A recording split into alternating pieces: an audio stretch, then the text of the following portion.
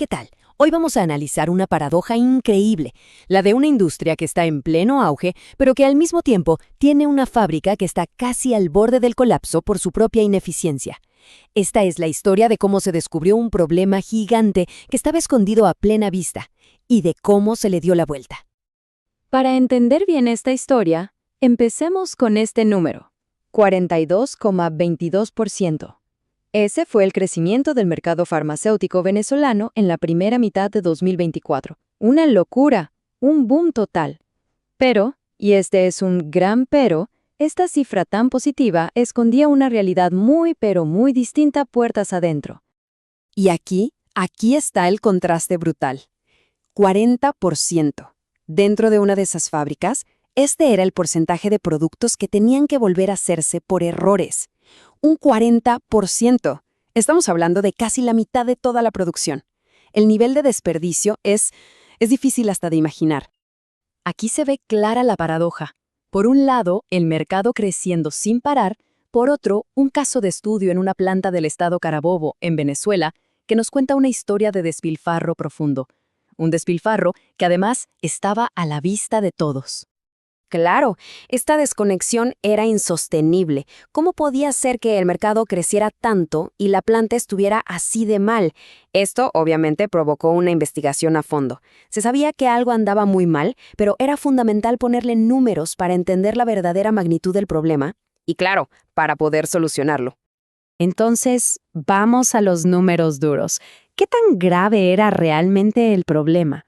Pues los datos que salieron a la luz pintaron un panorama bastante preocupante. El diagnóstico fue brutal. No era solo ese 40% de productos que había que rehacer, que ya es una barbaridad. Es que además, casi la mitad de cada turno se dedicaba a pagar horas extra. Y por si fuera poco, 2 horas y media de cada jornada, perdidas por máquinas paradas. La operación estaba literalmente desangrándose en recursos. Para medir todo esto, se usa un indicador clave que se llama OEE, o Eficiencia General de los Equipos. Pensemos que es como la calificación final que se le pone a una máquina. En un solo número nos dice si está disponible cuando se la necesita, si produce a la velocidad que debería y si lo que produce tiene la calidad correcta.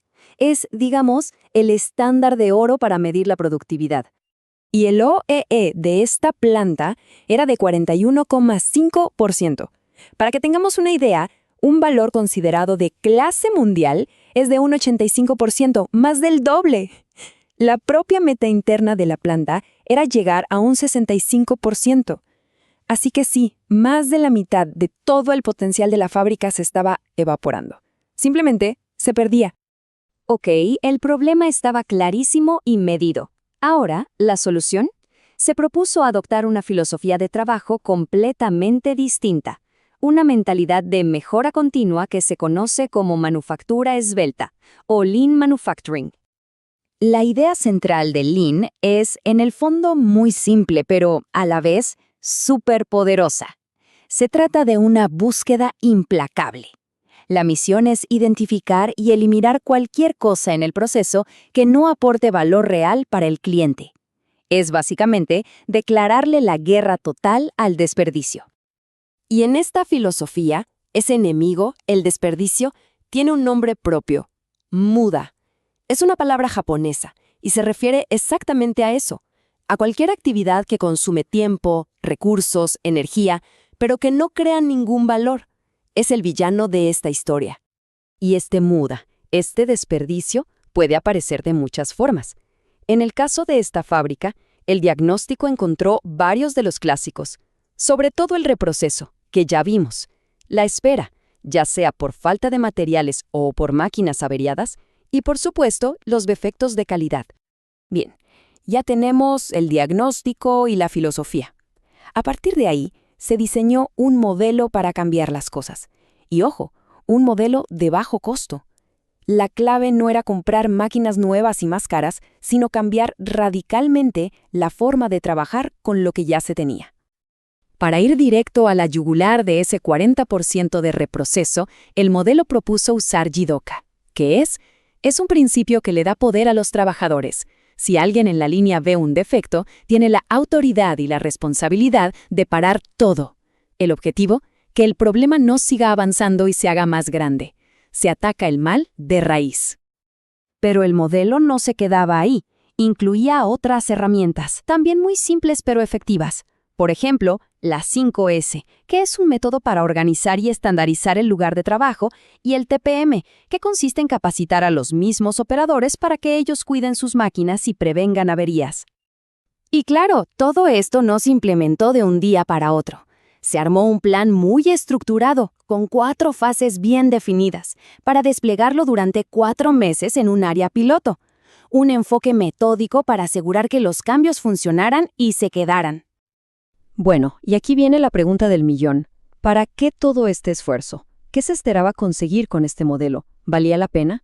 Vamos a ver las proyecciones. La transformación que se proyectaba era espectacular. Miren la comparación.